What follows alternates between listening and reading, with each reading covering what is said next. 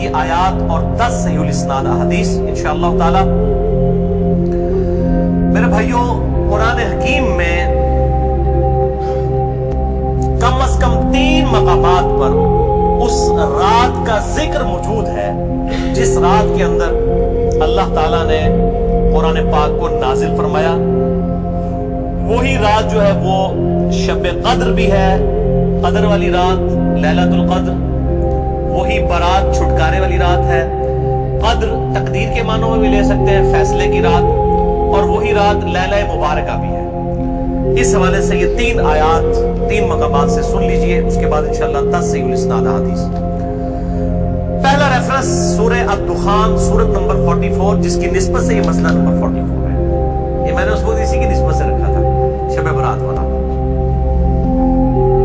آیت نمبر 1 سے 6 تک۔ اعوذ باللہ من الشیطان الرجیم، بسم اللہ الرحمن الرحیم۔ حامیم والکتاب المبین، انا انزلناہ فی لیلۃ مبارکۃ انا کنا منذرین فیہا یفرق کل امر حکیم امرا من عندنا انا کنا مرسلین رحمتا من ربک انہ هو السمیع العلیم۔ حامیم حروف مقطعات ہے۔ اس روشن کتاب کی قسم، لوح محفوظ بھی ہو سکتی ہے، قرآن حکیم بھی۔ بے شک ہم نے اس قرآن کو ایک مبارک رات میں نازل کیا اور ہم ہی ڈر سنانے والے ہیں آخرت کا اس کتاب کے ذریعے۔ اس رات میں بانٹ دیا جاتا ہے ہر اہم کام۔ وہ جو کہتے ہیں جی وہ شب برات میں، وہ شب قدر کے بارے میں تمام کام ہماری طرف سے ہوتے ہیں اور ہم ہی فرشتوں کو بھیجنے والے ہوتے ہیں، یعنی اس میں فرشتے بھی نازل ہوتے ہیں۔ رحمت ہے تمہارے رب کی طرف سے، بے شک وہ سننے والا اور علم والا ہے۔ اچھا، اب ظلم یہ کیا گیا، انہوں نے کہا یہ جو ہے وہ شب برات کے بارے میں آیات ہے، اندازہ کریں۔ اب وہ شب برات کے بارے میں تو قرآن تو شب برات میں نازل نہیں ہوا، انہوں نے کہا جی قرآن 2 بار نازل ہے، ایلو سامو، یعنی ایک جھوٹ کو چھپانے کے لیے دوسرا جھوٹ۔ کہتے ہیں جی ایک دفعہ قرآن جو ہے وہ لوح محفوظ سے پہلے آسمان پہ نازل ہوا ہے، تو وہ جو نازل ہوا تھا نا وہ ہوا تھا شب برات میں، اور جو پہلے آسمان سے دنیا میں نازل ہوا ہے وہ شب قدر میں ہوا ہے۔ اب یہ کہاں لکھا ہوا ہے، کس جگہ پہ لکھا ہوا ہے؟ ایون جو آپ روایتیں بھی ضعیف پیش کرتے ہیں شب برات کے حوالے سے، ان میں بھی یہ موجود نہیں ہے کہ اس کے اندر قرآن نازل ہوا ہے۔ لیکن ایک جنہوں کہتے ہیں چھڑ دیتی ہے سنبھالو، تو یہ بات مشہور کر دیتے ہیں، حالانکہ اس کی کوئی اصل نہیں ہوتی ہے۔ قرآن خود اس کی حفاظت کر رہا ہے۔ قرآن کہہ رہا ہے کہ ہم نے اس قرآن کو ایک بابرکت رات میں نازل کیا۔ اب قرآن سے پوچھیں کہ وہ رات کہاں ہے، وہ ہے اگلا ریفرنس سورۃ البقرہ آیت نمبر 185۔ شہر رمضان الذی انزل فیہ القرآن ھدی للناس وبینات من الھدی والفرقان۔ رمضان کا مہینہ وہ ہے جس میں ہم نے القرآن نازل کیا، جس میں ہدایت ہے اور اس میں ہدایت کے روشن دلائل ہیں دلائل، اور یہ الفرقان حق اور باطل میں تمیز کرنے والی کتاب ہے۔ فائنل ٹیسٹمنٹ ہے، اس اولڈ ٹیسٹمنٹ اور نیو ٹیسٹمنٹ کے بعد یہ فائنل ٹیسٹمنٹ۔ تو اب اگر وہ رات رمضان کے مہینے میں ہے تو وہ پھر شب برات وہ والی نہیں ہوگی۔ شب برات جو ہے وہ شب برات، شب قدر ہی شب برات ہے، یہی شب مبارکہ ہے۔ تیسرا ریفرنس قرآن حکیم کی مکمل سورت ہے، سورۃ القدر، سورت نمبر 97 پارہ نمبر 30 میں۔ انا انزلناہ فی لیلۃ القدر، بے شک ہم نے اس قرآن کو تقدیر کے فیصلوں والی رات میں نازل کیا۔ وما ادراک ما لیلۃ القدر، اور تمہیں کیا ادراک ہے، تمہیں کیا پتا کہ یہ لیلۃ القدر کیسی رات ہے۔ لیلۃ القدر خیر من الف شہر، یہ وہ رات ہے جو کہ 1000 مہینوں سے افضل ہے، یعنی قمری اعتبار سے آپ سمجھ لیں کوئی 84-85 سال، اور سولر ایئرز کے اعتبار سے 82 سال کی عبادت سے بہتر ہے اس رات میں عبادت کرنا۔ تنزل الملائکۃ والروح فیہا باذن ربہم من کل امر، اس میں فرشتے نازل ہوتے ہیں اپنے رب کی جانب سے تمام اہم کام لے کر۔ وہی فیہا یفرق کل امر حکیم، دیکھیں قرآن کے پیچھے قرآن کی آیات، قرآن کی سب سے بیسٹ تفسیر وہ ہے جو قرآن سے کی ہے۔ سلام، یہ رات سراپا سلامتی ہے، ہی حتی مطلع الفجر، اور یہ سلامتی ہے فجر کا وقت شروع ہونے تک۔ तुलुए फजर तक। वैसे तो बुखारी मुस्लिम की मैंने हदीस बयान की कि पूरा साल ही आखिरी तिहाई रात में अल्लाह ताला की तरफ से निदा आती है, लेकिन इसकी खुसूसी ये है कि मगरिब का वक्त शुरू होने से लेकर तुलुए फजर तक ये पूरी की पूरी रात अल्लाह ताला की तरफ से खास रात है, जिसमें फरिश्ते नाज़िल होते हैं, अहम काम बांटे जाते हैं, तकदीर के फैसलों की रात है। तो यही शब कद्र है, यही शब बारात है, यही लैला मुबारका है। ये सारे के सारे नाम इसी पे फिट बैठते हैं। अब आखिर में 10 सहीहुल इस्नाद अहादीस और 10 की 10 जो है वो मैं मिशकात से उनके नंबर्स भी बता दूंगा, और बुखारी और मुस्लिम प्राइमरी बुक्स के नंबर नहीं बताऊंगा, मिशकात के नंबर बताऊंगा जो एनसाइक्लोपीडिया ऑफ हदीस है। पहली हदीस सही बुखारी सही मुस्लिम दोनों में है, मिशकात में है 1958। आप सल्लल्लाहु अलैहि वसल्लम ने फरमाया, जो शख्स ईमान और एहतसाब के साथ, एहतसाब कह देंगे आप 3 चीजों को जोड़ के, इखलास, सवाब और इस्लाह नफ्स, जो ईमान और एहतसाब के साथ रमजान के महीने के रोजे रख ले, अल्लाह ताला उसके साबिक़ा सारे गुनाहों की मग़फ़िरत फरमा देगा। और जो ईमान और एहतसाब के साथ रमजान की रातों का क़याम कर ले, यानी तरावी क़यामुल लैल कर ले, उसके भी साबिक़ा सारे गुनाह माफ हो जाएंगे। और जो ईमान और एहतसाब के साथ लैलतुल क़द्र का क़याम कर ले, उसके भी साबिक़ा सारे गुनाह माफ। लेकिन लेकिन लेकिन सिर्फ छोटे गुनाह, कबीरा गुनाह सिर्फ तौबा से माफ होते हैं। छोटे गुनाह तो ऑटोमेटिकली माफ हो जाते हैं नेक अमाल करने से। इसके सबूत में वो हदीस है सही मुस्लिम की जो मिशकात में है 564। आप सल्लल्लाहु अलैहि वसल्लम ने फरमाया, अगर कबीरा गुनाहों से बचा जाए तो 5 नमाजें, एक नमाज से दूसरी नमाज तक, एक जुम्मे से दूसरा जुम्मा और एक रमजान से दूसरा रमजान, दरमियान के तमाम गुनाहों का कफारा बन जाएंगे अगर कबीरा से बचा जाए। तो नमाज छोड़ना खुद ही कबीरा, वरना लोग कहते हैं कि रमजान ही पढ़ लो, दूसरे रमजान मिशकात ही पार। क्यों? सही मुस्लिम में हदीस है, मिशकात में है 569 कि बंदे के कुफ्र और इस्लाम, शिर्क और इस्लाम के दरमियान फर्क नमाज है।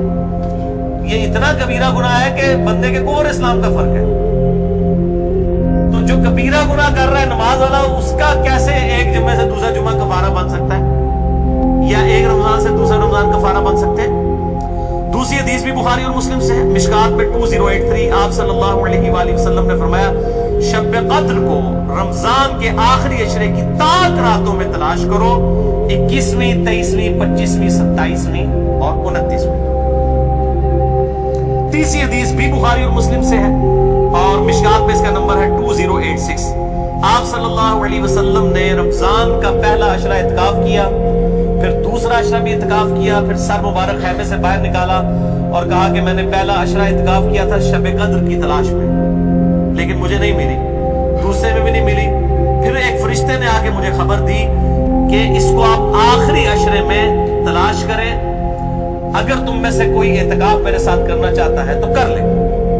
और फिर आप सल्लल्लाहु अलैहि वसल्लम ने फरमाया, मुझे ख्वाब में वो रात दिखा दी गई और उसमें मुझे रात में वो ख्वाब में दिखाई गई, लेकिन फिर मुझे भुला दी गई। सनुक्रियु का फला तंसा इल्ला माशा अल्लाह, नबी हम तुम्हें पढ़ाएंगे, तुम कभी नहीं भूलोगे मगर जब अल्लाह चाहेगा। भुला दी गई, और क्यों भुलाएगी वो आगे बुखारी की हदीस में आ जाएगी। फिर भुला दी गई। बहरहाल मुझे एक बात याद है कि उस रात सुबह के वक्त जब मैं फजर की नमाज पढ़ रहा हूंगा तो मेरे माथे पर कीचड़ का निशान होगा। ये आपको ख्वाब में दिखाया गया। और इसी हदीस में अल्फाज है कि 21वीं रात जब आई, यानी 20वें और 21वें रोजे की दरमियानी रात, उसमें जब आपने 21वें रोजे की जब फजर पढ़ी तो उस रात काफी बारिश हुई, मस्जिद नबवी की छत टपकने लगी, और जाहिर है कि कालीन वगैरह तो नहीं होते थे, मट्टी पे ही नमाज पढ़ी जाती थी, यही अफजल है। लिहाजा अहले तशय्युअ का पार्शली मुकदमा इस हवाले से मजबूत है कि मट्टी पे ही सजदा होना चाहिए। तो बहरहाल आप सल्लल्लाहु अलैहि वसल्लम के माथे पर मट्टी का निशान पड़ गया। साहबा कहते हैं जब नमाज के बाद आप सल्लल्लाहु अलैहि वसल्लम जब रुख अनवर साहबा की तरफ करते थे तो उन्होंने देखा कि आप सल्लल्लाहु अलैहि वसल्लम के माथे पर मट्टी का निशान है। तो साहबा को पता चला अच्छा आज शब कद्र। अच्छा अब आप देखें कि ये नहीं है कि कुछ शय नजर आ जाती है, انہیں صحابہ کو بھی نظر آئی, آپ صلی اللہ علیہ وسلم کو بھی کوئی چیز نظر نہیں آئی. اور یہاں اتنا مشہور کیا, کہتا ہے سمندر کا پانی میٹھا ہو جاتا ہے, بھائی کوڑ مارنے چھڑ دو ہوں ماڈرن دور جے. کسی گورے نے سن لی نا گل, وہ جناب بہ جائے گا رمضان کا پورا مہینے روزانہ کا ایک ٹیسٹ لے گا اور کہے گا دسو کس داڑے جناب شاید میٹھا ہوتا ہے سمندر کا پانی. جس سارے درخت سجدے میں گر پڑتے ہیں, بھائی ہم سی سی ٹی وی کیمرے لگا لیتے ہیں, پتہ لگ جائے گا کس وقت گرتے ہیں. یہ سب جھوٹ ہے, کسی روایت کے اندر موجود نہیں ہے. بس صرف آپ نے قیام کرنا ہے رات کا, کوئی ایک رات اس میں ہوگی. اسی لیے دیکھیں یہ فکس بھی نہیں کر کے بتائی گئی کہ فلاں ہے, کہا کہ 5 ہیں, 21ویں 23ویں 27ویں 25ویں 27ویں اور 29ویں. چوتھی حدیث صحیح مسلم سے عبداللہ بن انیس کی, مشکات میں 2087. اس میں بھی یہ پورا واقعہ ہے, لیکن اس میں الفاظ یہ ہے, اب دوسرے صحابی کہتے ہیں کہ وہ 23ویں شب تھی. ابو سعید خدری کہہ رہے ہیں وہ 21ویں تھی کیچڑ والی, اور عبداللہ ابن انیس کہہ رہے ہیں وہ 23ویں تھی. لیکن یہی دو اختلاف آ گئے. تو وہ 21ویں بھی ہو سکتی ہے, 23ویں بھی, 25ویں بھی, 27ویں بھی. اور اس کی حکمت کیا ہے بدلنے کی میں بات بتاتا ہوں. تو یہ شب قدر کے حوالے سے ایک دعا بھی بڑی مشہور ہے, اللہم انک عفو تحب العفو فاعف عنی. یہ روایت مشکات میں بھی موجود ہے 2091 اور جامع ترمذی اور سنن ابن ماجہ میں موجود ہے. لیکن یہ روایت منقطع ہے. وہ تابعی جو ہے عبداللہ بن بریدہ, اس کا سماع اما عائشہ سے ثابت نہیں ہے. شیخ البانی سے حسن درجے تک پہنچاتے ہیں. بہرحال دعا کے بارے میں میرا موقف یہ ہے, چاہے کوئی ضعیف روایت بھی ہو, اگر کوئی دعا کے طور پہ اسے کر لے تو میں اس کے اوپر کوئی فتوی والا معاملہ نہیں کرتا. امام دارقطنی نے بھی یہ بات لکھی ہے کہ یہ منقطع روایت ہے. اللہم انک عفو تحب العفو فاعف عنی. 5ویں حدیث صحیح مسلم سے ہے, مشکات میں ہے 2088. سیدنا ابی ابن کعب کو کسی نے بتایا کہ عبداللہ ابن مسعود کہتے ہیں رضی اللہ تعالیٰ عنہ کہ جو شخص روزانہ آخری پہر جاگے گا تہجد کے وقت تو وہ شب قدر پا لے گا. اب یہ دیکھیں کہ روزانہ جو جاگے گا ظاہر وہ پا ہی لے گا. عبداللہ ابن مسعود کی جب یہ بات پہنچی ابی ابن کعب تک تو انہوں نے کہا اللہ تعالیٰ ہمارے بھائی پہ جو ہے وہ رحم فرمائے. انہوں نے شاید یہ بات اس لیے کہی کہ لوگ صرف اکتفا ہی نہ کر لیں رمضان کے قیام پہ ہی, اس لیے انہوں نے یہ بات کی ہوگی. ورنہ ہمارے بھائی عبداللہ ابن مسعود کو یہ بات خوب پتا ہے کہ شب قدر جو ہے یہ رمضان کے آخری عشرے میں آتی ہے. اور پھر انہوں نے کہا کہ میں اللہ کی قسم اٹھاتا ہوں کہ شب قدر جو ہے وہ 27ویں رات ہے. اور تابعی کہتے ہیں کہ انشاءاللہ کے بغیر قسم کھائی, کیونکہ اگر آپ انشاءاللہ کے ساتھ قسم کھائیں نا تو وہ قسم ڈاؤٹ فل ہوتی ہے کہ اگر اللہ نے چاہا تو. انشاءاللہ کے بغیر قسم کھائی جاتی ہے تو کنفرم ہوتا ہے کہ وہ بات ڈیفینیٹ کر رہا ہے, کرنے والا واقعی قسم کھا رہا ہے. تو پھر پوچھا کہ آپ کو کیسے پتا ہے کہ 27ویں ہے؟ انہوں نے کہا اس لیے کہ آپ صلی اللہ علیہ وآلہ وسلم نے ہمیں نشانی بتائی ہے کہ اس رات جب سورج صبح کے وقت طلوع ہوتا ہے تو بغیر شعاؤں کے ہوتا ہے, یعنی بالکل ٹکیاں نکلتی ہے. اور ویسے تو عموماً ویسے بھی ٹکیاں نکلتی ہے, لیکن وہ شاید زیادہ دیر تک کے لیے ٹکیاں رہتی ہے. اب حالانکہ باقی روایتوں کے اندر 21ویں 23ویں بھی آیا ہے, اور یہ قسم اٹھا کے 27ویں, تو اس سے مراد پھر تطبیق یہ ہوگی کہ جو انہوں نے پائی ہے وہ اس سال 27ویں کو آئی ہوگی, ورنہ تو یہ بدلتی رہتی ہے. 6ٹھی حدیث صحیح بخاری سے مشکات میں 2095 کہ آپ صلی اللہ علیہ وآلہ وسلم شب قدر کا دن بتانے کے لیے کہ آپ کون سی رات کو یہ آئے گی بات تشریف لائے, تو 2 مسلمان آپس میں جھگڑ رہے تھے. یہ جھگڑنے کی نوسط دیکھیں, آپ صلی اللہ علیہ وسلم بھول گئے اور آپ نے فرمایا کہ مجھے اللہ نے بتائی تھی وہ رات, لیکن پھر مجھے بھلا دی گئی. سنقرئک فلا تنسى الا ما شاء اللہ. اور پھر آپ نے فرمایا کہ اس وجہ سے بلائی گئی کہ 2 مسلمان آپس میں جھگڑ رہے تھے, اور پھر کہا ہو سکتا ہے کہ اللہ کی اسی میں بہتری ہو, یہ بھی ساتھ کہہ دیا.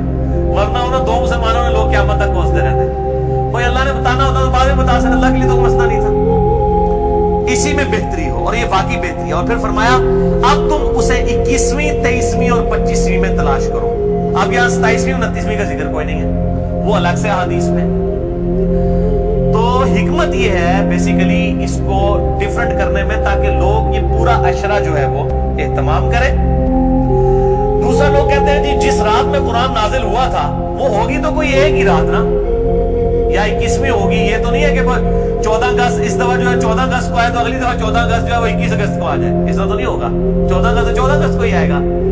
تو یہ کیا وجہ ہے کہ قرآن جس رات میں نازل ہونا شروع ہوا وہ تو یا 21ویں تھی یا 23ویں تھی یا 25ویں یا 27ویں یا 29ویں, تو اگلے سال بھی وہی ہونی چاہیے. تو یہ دنیاوی اعتبار سے تو یہ بات بالکل ٹھیک ہے. لیکن جب اللہ تعالیٰ نے اس کی سیلیبریشن اس طرح کر دی ہے کہ اس سال میں اس کی سیلیبریشن کروں گا 21ویں کو, اگلے سال 23ویں کو, اس سے اگلے سال 27ویں کو, اس سے اگلے سال پھر شاید 21ویں کو ہو جائے, پھر کبھی 29ویں کو, تاکہ یہ روٹیٹ کرتی رہے, مسلمانوں کا شوق برقرار رہے. اس میں نظر کچھ نہیں آنا ہوتا, بس قیام کرنا ہوتا ہے. اللہ تعالیٰ 82 سال کی عبادت کا ثواب لکھ دے گا. اور اس کا آسان طریقہ میں آپ کو اینڈ پہ 2 حدیثیں بتا دوں گا سست الوجود لوگوں کے لیے انشاءاللہ میرے جیسے. 7ویں حدیث بھی بخاری اور مسلم دونوں میں ہے, مشکات میں 2090. اما عائشہ کہتی ہیں کہ جب رمضان کا آخری عشرہ ہوتا تو آپ صلی اللہ علیہ وسلم عبادت کے لیے کمر بستہ ہو جاتے, خود بھی راتوں کو جاگتے اور اپنے گھر والوں کو بھی جگایا کرتے. اللہ تعالی ہمیں بھی اس سنت پر عمل کرنے کی توفیق عطا فرمائے, آمین. 8ویں حدیث صحیح مسلم سے ہے, مشکات میں 2089. اما عائشہ رضی اللہ تعالیٰ عنہ کہتی ہیں کہ آپ صلی اللہ علیہ وسلم جس قدر رمضان مبارک کے آخری عشرے میں عبادت اور سخاوت والا معاملہ کرتے تھے, پورا سال کبھی ایسا نہیں کرتے تھے, اس آخری عشرے میں خصوصاً. 9ویں حدیث تو ہے ہی بالخصوص پرٹیکولرلی اعتکاف کے حوالے سے, اور اعتکاف بھی بیسیکلی شب قدر کی تلاش کے لیے ہوتا ہے. کم از کم 10 دن مسجد میں ٹکا تو رہے گا نا. چلو ستے ہی لب گئی, مسجد ہی تو مل جائے گی نا انہوں شب قدر, اور کوئی نہیں تو لوگ فجر اور عشاء کی نماز ہی جماعت سے پڑھا دیں گے. خراٹے لے رہے ہوں تو اعتکاف والوں کی تو ویسے ہی شامت آئی ہوتی ہے بیچاروں کی. اعتکاف والوں کو تو رات کو بھی نہیں سونے دیتے, اور 10 بھی مجبور بیچارے اعتکاف والوں کو ہی سننا پڑتا ہے. تو بخاری اور مسلم میں حدیث ہے, مشکات میں 2097. اما عائشہ رضی اللہ تعالیٰ عنہ کہتی ہے کہ آپ صلی اللہ علیہ وسلم رمضان کے آخری عشرے کا اعتکاف فرمایا کرتے تھے یہاں تک کہ آپ کی وفات ہو گئی. ہر سال اعتکاف کرتے تھے آپ صلی اللہ علیہ وسلم. یہ سنت موقدہ کفایہ ہے, چند لوگ کر لیں تو باقیوں کی طرف سے ادا ہو جائے گی. اور پھر آپ صلی اللہ علیہ وسلم کی وفات کے بعد آپ کی بیویاں بھی مسجد نبوی میں اعتکاف کیا کرتی تھی. لیکن اسی کانٹیکسٹ میں بخاری مسلم میں حدیث ہے, ایک دفعہ آپ صلی اللہ علیہ وآلہ وسلم نے جو ہے وہ مسجد نبوی میں اعتکاف کے لیے خیمہ لگایا. کسی ایک بیوی نے آگے خیمہ لگایا, پھر دوسری نے بھی وہ سوگن والا سلسلہ کرتے کرتے کئی خیمے لگے. آپ نے ساروں کے گھڑوا گیا, اپنا بھی گھڑوا دیا. اس سال آپ نے اعتکاف ہی نہیں کیا. پھر آپ نے اگلے سال صحیح بخاری میں آتا ہے 20 دن کا اعتکاف کیا, اور وہ آپ کا آخری سال تھا. تو آپ نے اعتکاف ہی نہیں کیا کہ یہ یعنی اللہ کی رضا کی خاطر اعتکاف کیا جائے, نہ کہ میری وجہ سے کہ میرے ساتھ ایک بیوی اعتکاف بیٹھی ہے, پھر دوسری بھی, سب کے خیمے. اس سے یہ بات پتہ چلی کہ مسجد نبوی میں اعتکاف عورتیں کیا کرتی تھی, اور مسجد میں اعتکاف آج بھی مسجد نبوی میں اور بیت اللہ شریف میں اعتکاف ہوتا ہے. پر اس حوالے سے میرا موقف تھوڑا اب لینیٹ ہو چکا ہے.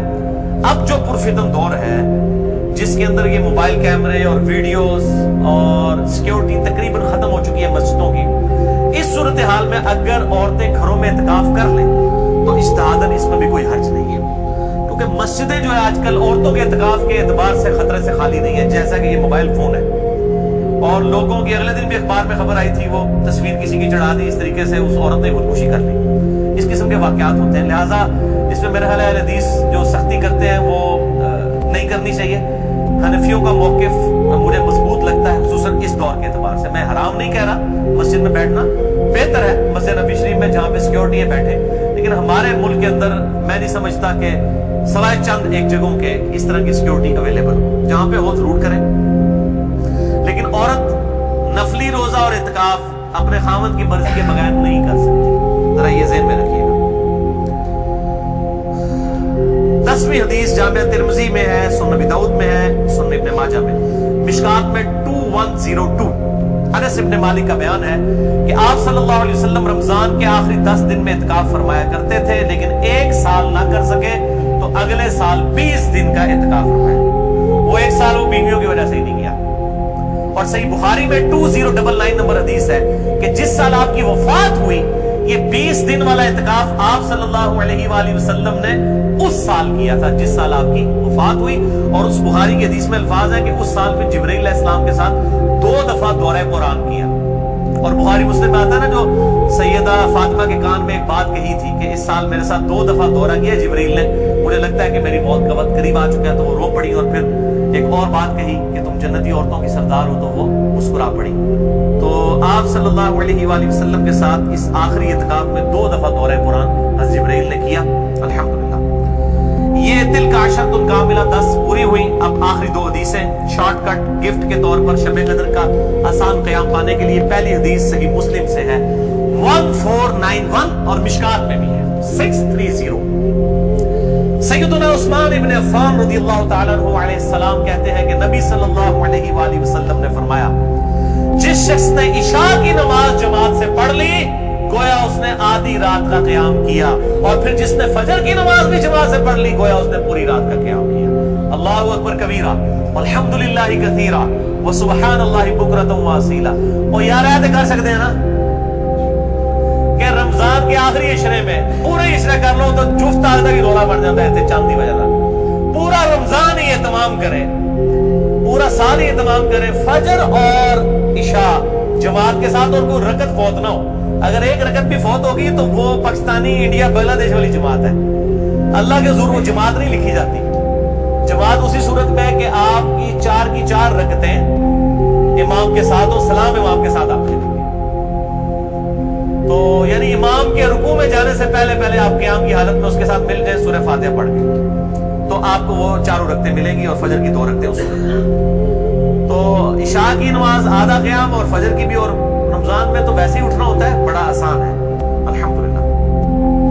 दूसरी हदीस जामिया तिर्मिज़ी में है 806, सुन्न इब्न माजा में 1327, तिर्मिज़ी में 806।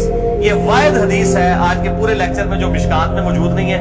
मैंने तिर्मिज़ी और इब्न माजा का नंबर बता दिया। अबू ज़र ग़िफ़ारी रज़ियल्लाहु ताला अन्हु कहते हैं कि नबी सल्लल्लाहु अलैहि वसल्लम ने फरमाया, जो शख्स इमाम के साथ क़यामुल लैल कर ले रमजान में, यहां तक कि इमाम सलाम फेर कर फारिग हो जाए, यानी तरावी पढ़ाने के बाद, तो उसे पूरी रात के क़याम का सवाब मिलेगा।